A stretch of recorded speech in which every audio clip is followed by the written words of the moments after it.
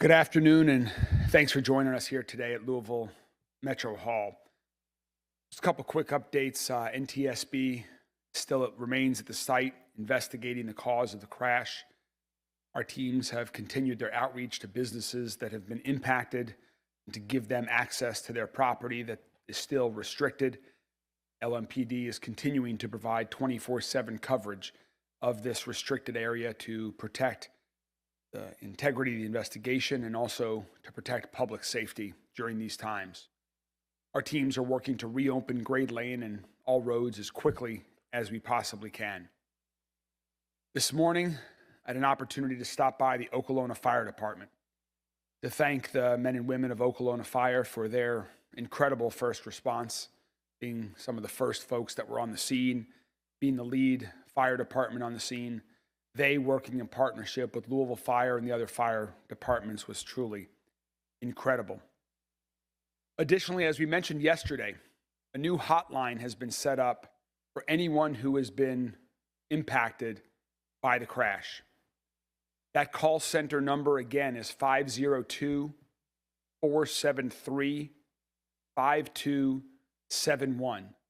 That is open now. It will be open all days from 7 a.m. 9 p.m. Monday through Saturday.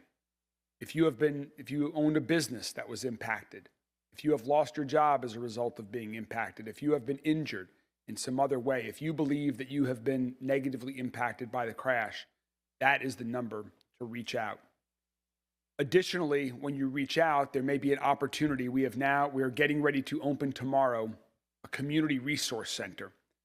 This community resource center will be by appointment that you can make by calling that line. It will be located at 200 High Rise Drive, right off of Fern Valley Road by I-65, to meet with individuals that can help you with the challenges that you may be facing as a result of the tragic UPS crash. One other person I want to thank is here with us today, and that's our Jefferson County Coroner, Joanne Farmer. Her and her team have been working tirelessly under incredibly challenging conditions around the clock to help recover all of the victims of this plane crash, to identify the bodies in the challenging conditions, and to notify the families of their losses. This work has been incredibly challenging, but great care has been taken by Joanne and her team, working as rapidly as possible so that identifications could be made as quickly as possible. At this point in time, we believe that all of the victims have been located, have been identified, and that families have been notified. So now I'd like to ask our Jefferson County Coroner, Joanne Farmer, to share a little bit more about the process and to also share with the community the list of the 14 victims who we lost in this tragic plane crash.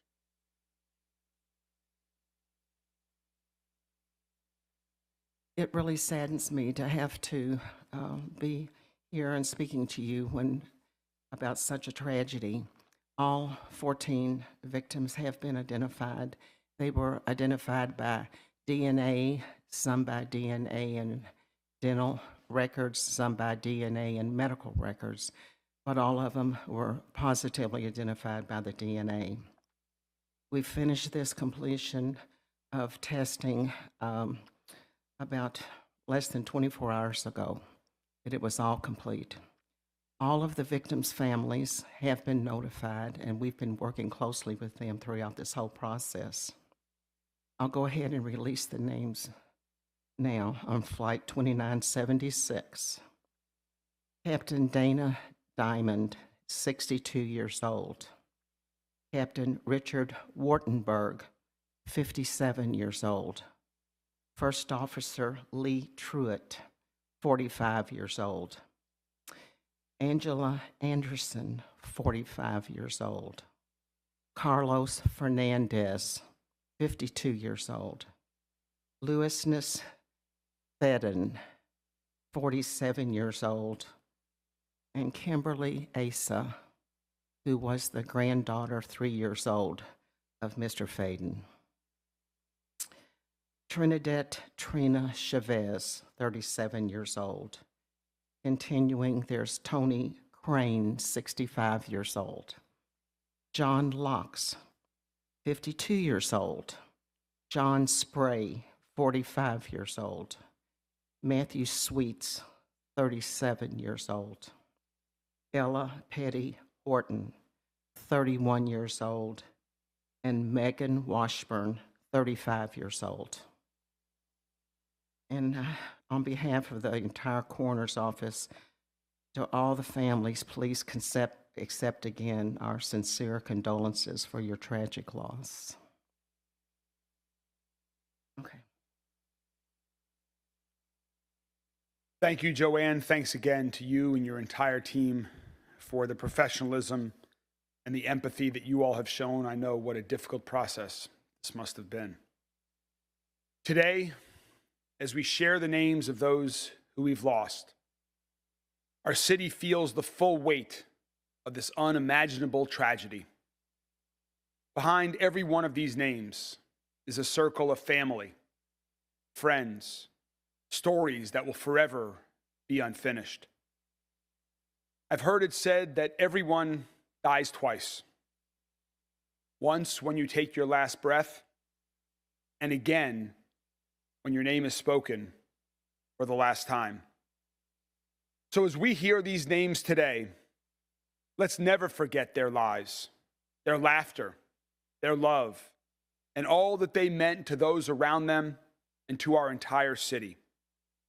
Each of these victims represents a life full of purpose, interrupted far too soon, and also a life that will never fade, because we will always remember them. We will take care of their loved ones, walk with them through grief, and honor the lives they built by always saying their names. Captain Dana Diamond, Captain Richard Wartenberg, First Officer Lee Truitt, Angela Anderson, Carlos Fernandez, Trina Chavez, Tony Crane, John Lux, John Spray, Matthew Sweets, Ella Petty Wharton, Megan Washburn, Luisness Faden, and his granddaughter, Kimberly. May their memories be a blessing. May their memories strengthen us. May their families find comfort in knowing we stand beside them, not just today, but in all of the difficult days ahead. The funerals for these victims will begin in the coming days. And I ask our community, I ask the media to please respect the privacy of these families. If they request private funerals, please respect their privacy during these incredibly challenging times for the families of these 14 victims. During these times of tragedy and tragic loss, we also saw incredible acts of heroism, incredible acts of bravery, and fantastic public service. I've heard from the NTSB, from other federal partners, folks around the region, about the incredible work the first responder teams have done in response to UPS Flight 2976. And one of the ways that we provided a fantastic public service, I believe, during these challenging times is through the work of LMPD and their support of the victims' families over the past week. LMPD led that part of our response, and so now I'd like to call on Chief Paul Humphrey to talk a little bit more about that process and the work that they have been doing and will continue to do to support the families of each of these 14 victims. Chief Humphrey.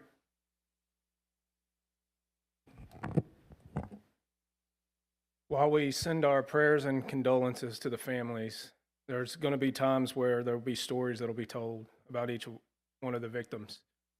but they're stories that will need to be told about everyone else as well. All of the first responders that rushed towards that fire and put their lives on the line. The employees of Grade A Auto Parts, one who tackled another employee in order to save his life, and then he got up and pulled the other one through the fire to get out.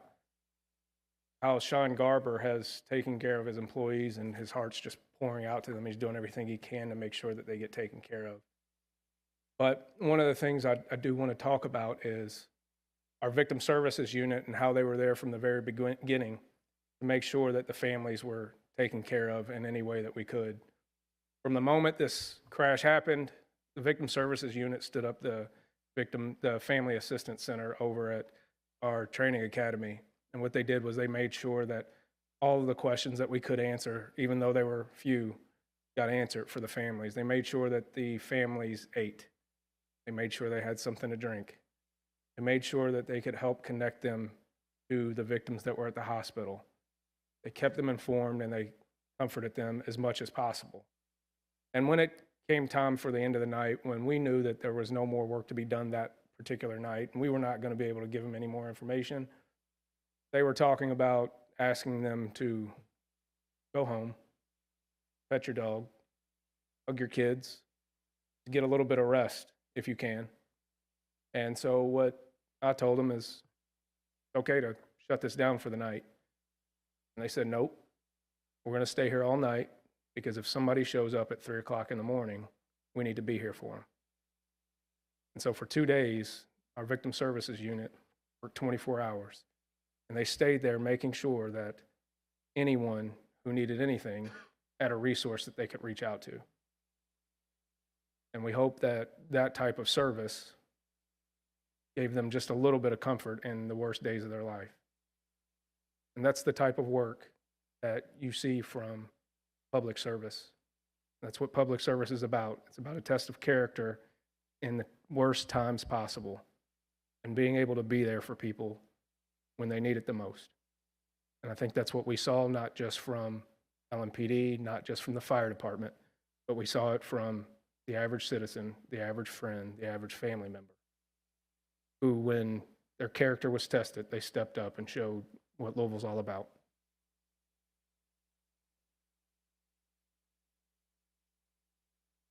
Thanks, Chief.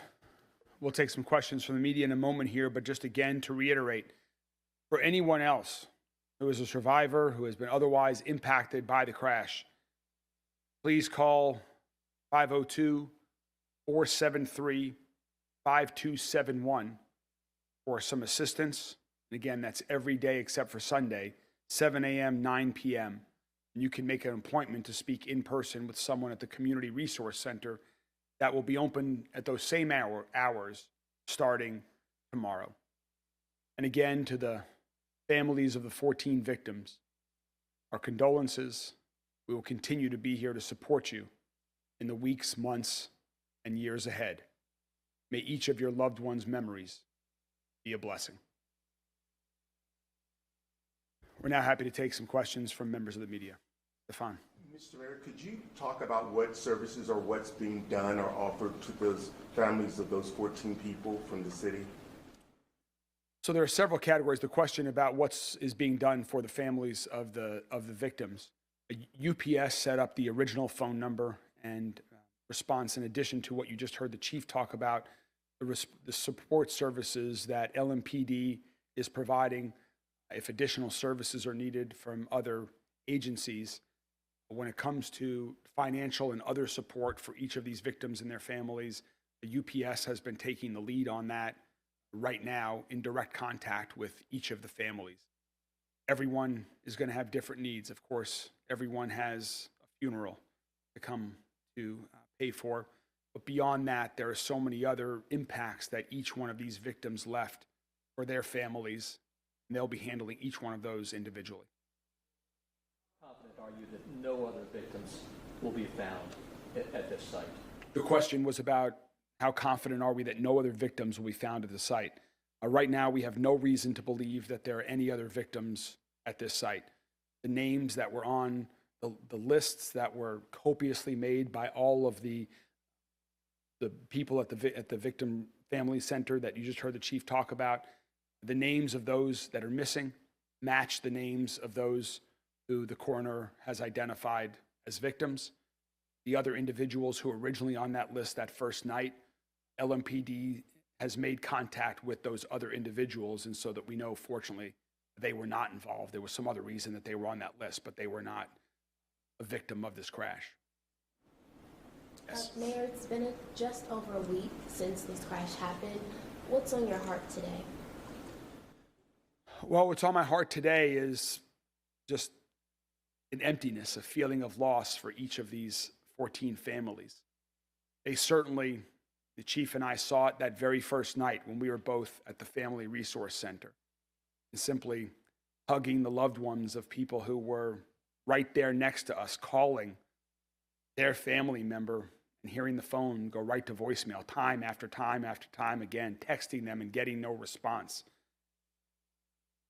They knew what the likely answers were at that time, but to have that certainty is, I hope, helpful closure for them.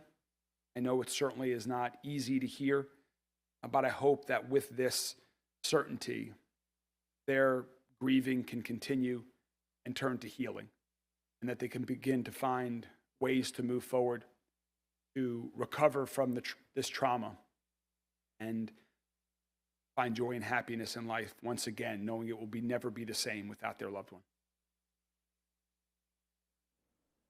This can't be easy for first responders who are at the scene, have been at the scene from the beginning. Have you guys provided any services for them at all, for the officers and the firefighters and paramedics? The question was about services that are provided to first responders. They are aware of there are support services that we have here in Louisville Metro government. I believe that Oklahoma Fire Department and the other departments have also lined up additional services for first responders if they feel the need to speak with someone during this time, if certain people needed some time off as a result of the length of time that they stayed out at the crash site. That has been accommodated as well. So we've been working with that on a case-by-case basis. This is back there. A lot of the business owners left their businesses unlocked. When will they get a chance to go back there, or people who have vehicles? So the question was about businesses that they still don't have access to, or vehicles that were left behind.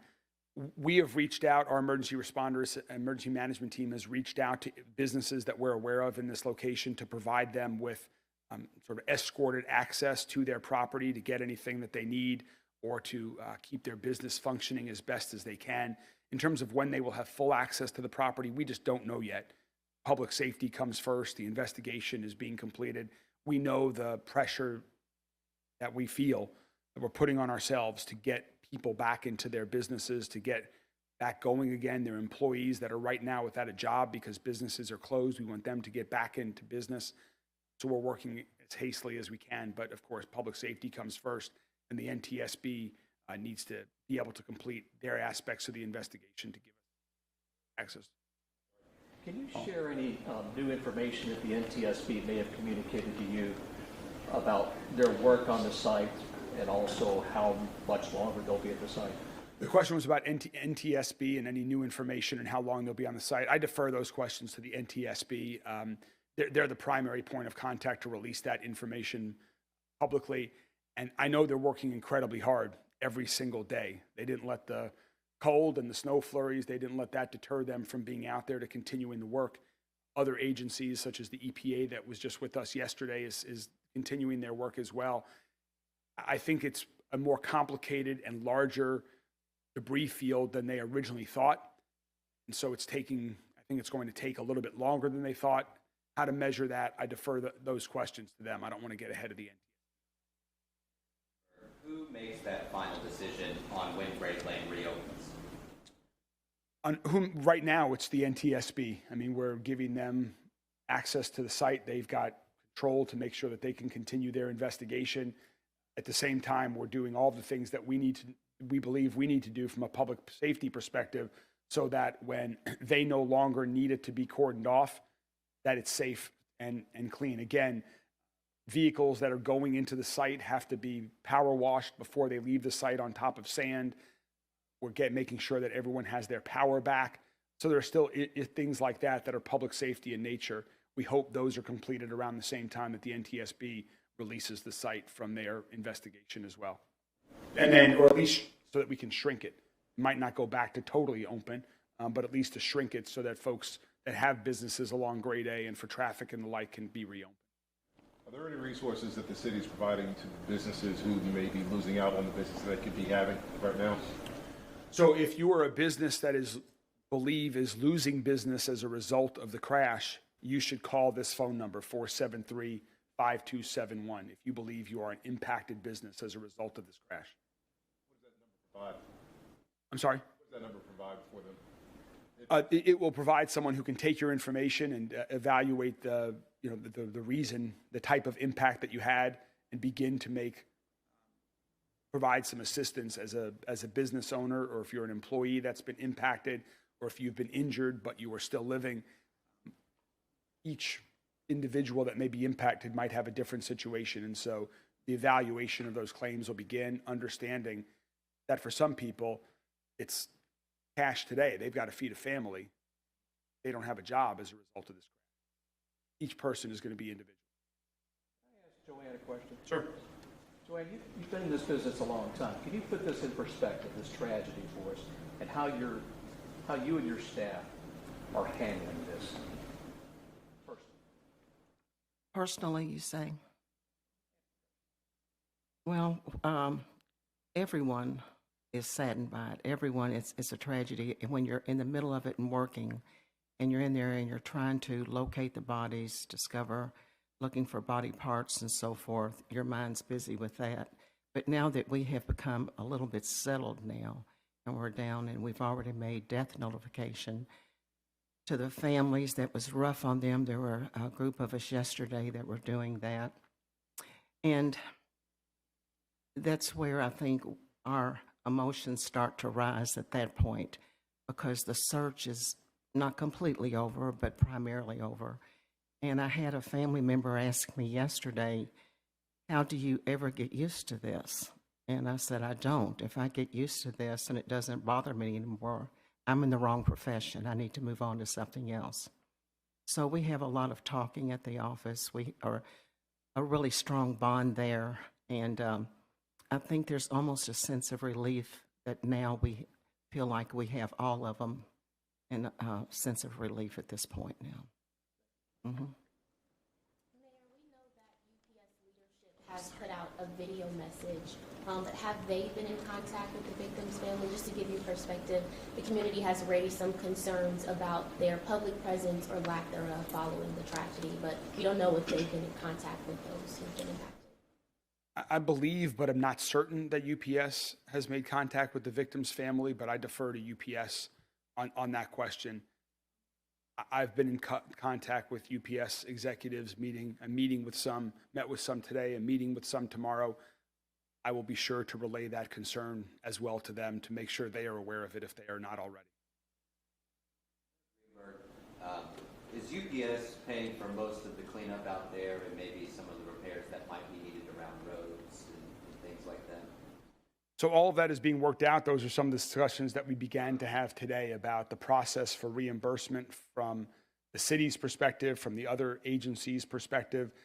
Under federal law, following an airplane crash, there are certain things that the airline is required to pay for example, the funeral costs of each of the victims of the crash.